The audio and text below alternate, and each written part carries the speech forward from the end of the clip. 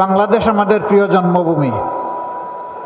এই জন্মভূমির প্রতি ইঞ্চি মাটির পাহারাদারি করা আমাদের দায়িত্ব। এর আধা ইঞ্চি মাটিও ইনশাআল্লাহ আমরা কাউকে দেব না।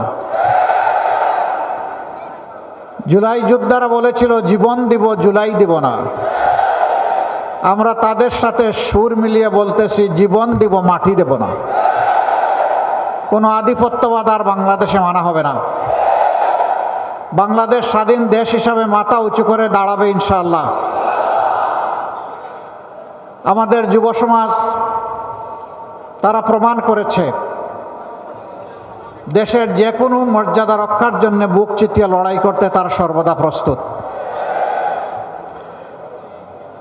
চট্টগ্রাম মহানগরী শুধুমাত্র বন্দর নগরী নয়, শুধুমাত্র বাণিজ্যিক রাজধানী নয়, এটি এক সুদীর্ঘ সংগ্রামী ইতিহাস আর প্রতিরোধের রাজধানী। বাংলাদেশে ৭১ সালে স্বাধীনতার ঘোষণা এখান থেকেই হয়েছিল। আপনাদেরই এক গর্বিত সন্তান সবার আগে চিৎকার দিয়ে বলেছিলেন উই রিবর্ন। তিনি হচ্ছেন এলডিপির সম্মানিত সভাপতি ডক্টর কর্নেল অলি আহমদ বীর বিক্রম। জিয়াউর রহমান সাহেবকে হাতে ধরে সামনে এগিয়ে নিয়ে গিয়েছিলেন। চট্টলাবাসী আপনাদেরকে স্যালিউট। এই গর্বিত ইতিহাসের আপনারাই সূচনা করেছিলেন। কেন? তিনি আজকে আক্ষেপ করে বলেন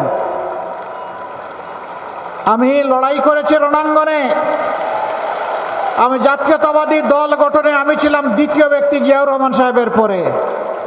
তিনি এখন বলেন আমি এখন বিএনপিতে নাই, আমি থাকতে পারি না, কারণ এটি জিয়াউর রহমান সাহেবের বিএনপি নয়। তিনি বলেন এটি বেগম জিয়ারও বিএনপি নয়।